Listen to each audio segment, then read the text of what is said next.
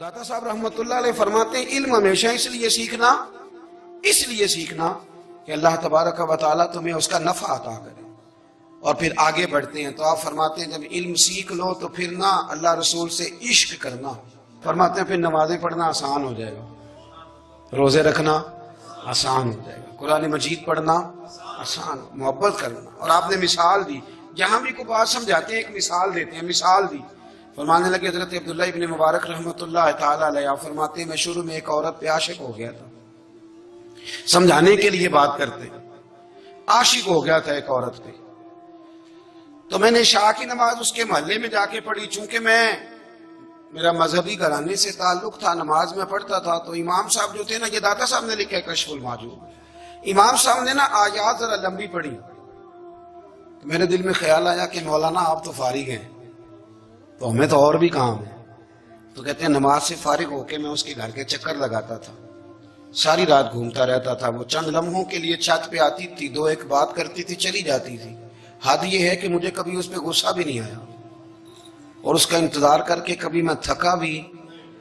یہ داتا صاحب لکھ رہے ہیں، حضرت عبداللہ ابن مبارک فرماتے ہیں ایک رات میں گیا، اسی طرح میں نے نماز پڑھی، پھر میں اس کے گھر گیا، میں ساری رات، سردیوں کی ٹھنڈی رات 11-12 گھنٹے اس کے گھر کا طواف کرتا رہا، معاذ اللہ چکر لگاتا رہا، آدھی رات کو سحری کے وقت وہ چھت پہ آئی 1 منٹ کے لیے اور کہنے لگی گھر میں مہمان بہت زیادہ ہیں، آج بات نہیں ہو سکے گی۔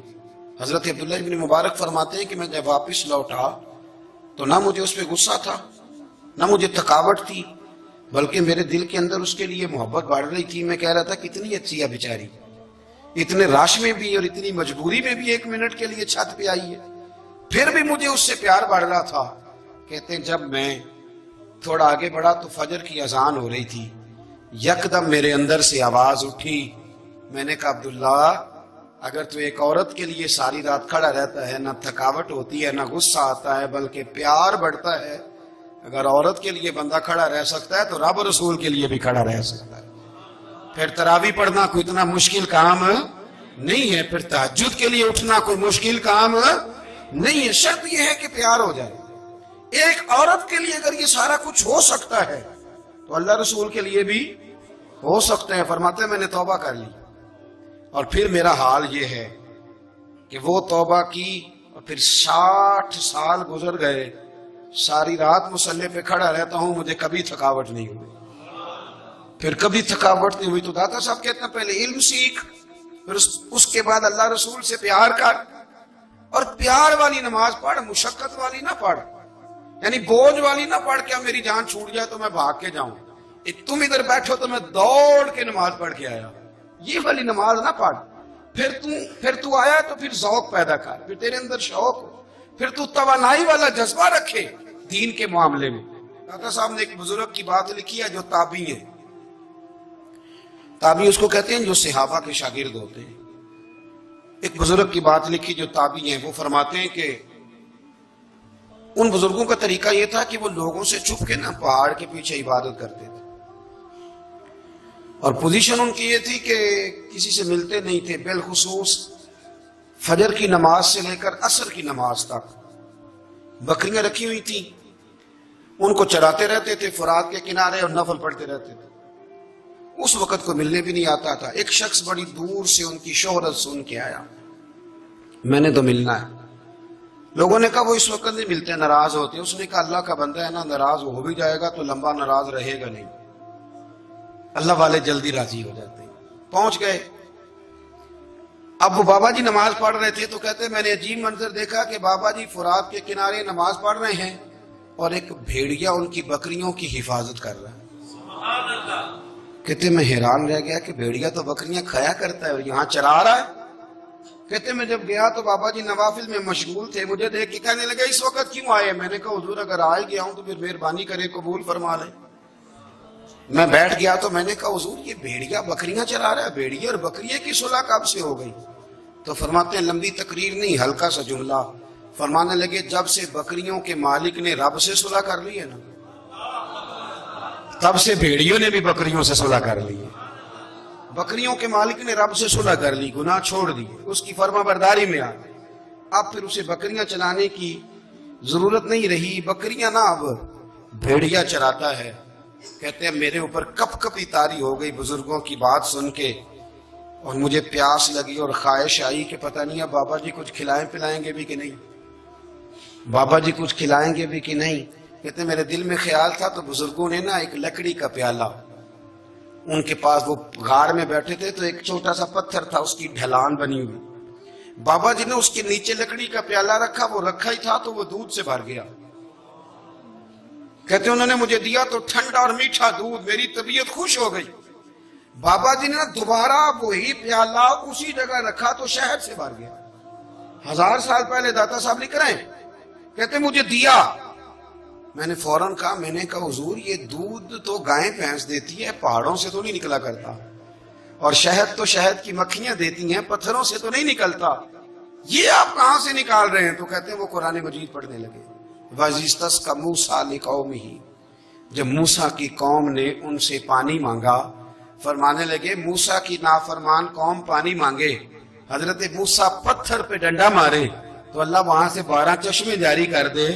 جو رب حضرت موسیٰ کی نافرمان قوم کے لیے پتھر اور پہاڑوں سے چشمے نکال دیتا ہے نا، وہ محمد عربی کے غلاموں کے لیے پتھر اور پہاڑوں سے دودھ اور شہد بھی نکال دیا کرتا ہے۔ وہ بزرگ کہنے لگے بس بات یہ ہے کہ آج بھی ہو اگر ابراہیم کا ایمان پیدا تو آگ کر سکتی ہے اندازے گلستاں پیدا۔ کہنے لگا حضور پھر میرے لیے بھی دعا کریں۔ آپ فرمانے لگے پھر دعا نہ کرا تو مدینے والے کی غلامی شروع کر، تو نبی کریم کی غلامی شروع کر، تو رسول پاک کی غلامی شروع کر۔ ایک بات علم، پھر فرمایا اللہ رسول سے محبت، پھر فرمایا حضور کی غلامی۔ اس سے سارے مکاشفات کھلیں گے، اس سے سارے مشاہدات کھلیں گے، اسی سے کرامتیں ملیں گی، اسی سے مقبولیت ہوگی، اسی سے اللہ نبی کی بارگاہ میں درجہ ملے گا۔ پھر داتا صاحب آگے بڑھتے ہیں، داتا صاحب فرماتے ہیں صوفیاء کی ایک جماعت ہے جو کہتی ہے ہم نے تو کبھی اپنی زبان پر دکھ بیان ہی نہیں کیے، ہر شے اپنے رب رسول کے حوالے کر دی، ہر شے اللہ رسول کے۔ اور داتا صاحب کہتے ہیں کچھ ایسے بھی ہیں جو دعا بھی نہیں مانگتے، لوگوں کے لیے مانگتے ہیں، اپنے لیے نہیں مانگتے۔ آپ دعا کیوں نہیں مانگتے؟ تو کہتے ہیں اللہ کو تو پتہ ہی ہے ہمیں کیا چاہیے، اسے تو پتہ ہی ہے۔ ایک بزرگ کی بات لکھی ہے داتا صاحب نے، میری جماعت میں نا مزاج ہے کرامتوں کا، مجھے وہ ساری باتیں بھی آتی ہیں کہ ایک بندہ کراچی سے آیا، داتا صاحب حاضری دی تو اس کی لاٹری نکل آئی، یہ بھی مجھے آتی ہے، لکھی پڑھی ہے میں نے، کتابوں میں ہے یہ بھی۔ ایک بندہ، یہ ساری باتیں نا آتی ہیں کرامتوں میں، بڑی ساری چیزیں لوگ بیان کرتے ہیں کہ میں وہاں آیا اور میں نے حاضری دی تو موج لگ گئی، یہ ساری باتیں آتی ہیں۔ ہمارے پرانے بزرگ اور بھی قصے سنایا کرتے تھے، ساری ہمیں چیزوں کا پتہ، پر جو عنوان ہے نا وہ حضرت شیخ ابو نور کہتے ہیں کہ ایک بندہ داتا صاحب کے مزار پہ گھوم رہا تھا، داتا 10 روپے دے، 10 روپے دے، 10 روپے دے، تو ایک بندہ بڑی دیر سے اسے دیکھ رہا تھا، وہ کہنے لگا داتا نے تجھے کیا دینا ہے، ادھر آ میں دوں۔ اس نے 10 دیے، بندہ بڑا حسین تھا، ہنس پڑا، کہنے لگا داتا تیرے بھی صدقے جاؤں، دن آنے لگا تو منکر سے ہی دلوا دیے، جو نہیں مانتا اسی سے دلوا دیے۔ وہ بڑا پریشان ہوا، میں اور چکر میں تھا، اس نے میرے اوپر ہی جڑ دی ہے بات، کہنے لگا داتا تیرے صدقے جاؤں۔ تو یہ ساری باتیں کتابوں میں موجود ہیں، لوگوں نے اپنے اپنے مشاہدات جو جس کے ساتھ پیش آیا اس نے بیان کیے ہیں، بہت ساری باتیں قابل بیان ہیں، پر جو عنوان ہے میں اس پہ رہنا چاہتا ہوں۔ داتا صاحب رحمت اللہ علیہ فرماتے ہیں ہماری تعلیمات ہیں کہ اپنے دکھ درد دنیا داروں سے بیان نہیں کر دیں، سوال کا دروازہ لوگوں کے سامنے کھولنا، اللہ والوں سے کہیں گے کبھی کہنا ہوگا تو دنیا داروں سے کہنا۔